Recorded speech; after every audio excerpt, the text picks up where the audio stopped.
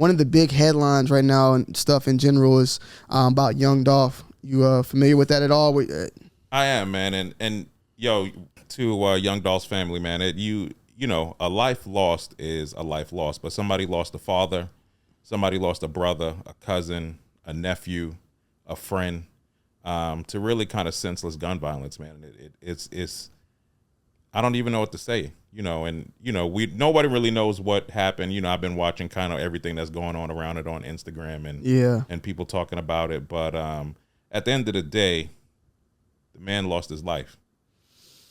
Yeah, his kids lost a father. Yeah, definitely. I wasn't the biggest Dolph fan, but I remember like back like in 2000 and like I want to say, man, like 2010. I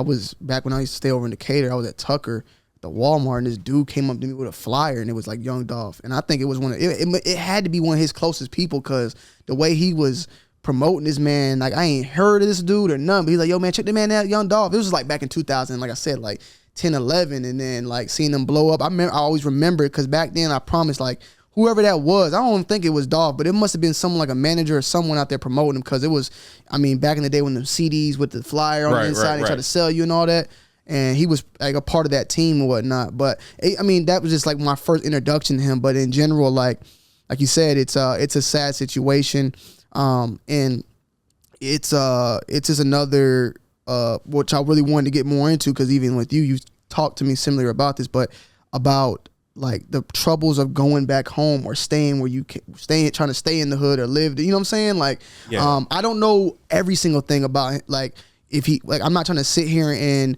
point out the wrongs, but where he was killed apparently, like, was where he's from, you know? Yeah, it's sad to see that. And it is, because, you know, he was a pillar in the community, right? I mean, everybody knows he was a dope boy right back in, allegedly. I don't know that to be true. But he did a lot of great things in the community, right? So he was supposed to be leaving that event, you know, going to pass out turkeys at one event. Then he was going to another event later, to do, you know, pass out more turkeys. He was buying foreclosed homes, and fixing them, and helping people overcome homelessness. He gave one of his boys, he said, yo, if you lose 100 pounds, I give you 100,000. Right, because he was having some health issues and he needed to lose weight. Then he gave the Lambo to those people. Yeah. Like, there's a lot of things, like, and I ain't gonna lie, like, you know, of course, when somebody passes or something bad, they always show the good. And I ain't gonna lie, like, I never, looking back at that Dolph, I always seen him to himself. Like, I didn't see him surrounded by a lot of like women and stuff. And then I found out he's a full married man, kids, family. Like, he's a family man. Like, even though he might rap this and that, but it just seemed like he was doing good by the book, and still found that demise that we all, you know, see happening every single day, you know, and it's fucked up. And I think it's tough sometimes, because a lot of times we want to, especially in our culture, right? They say, oh, once you make it, you leave your community, or you forget about the community. But sometimes you really have to think about everything that I did in the past, right? That has the potential, you know, to come forward and follow me.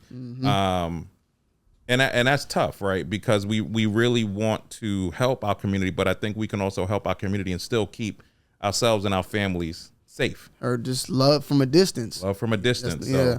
Do you feel that way about New York? Man, you know, it's crazy, because when I came down here in 2008, I have a love-hate relationship with New York, man. I love NYC because it's a phenomenal city.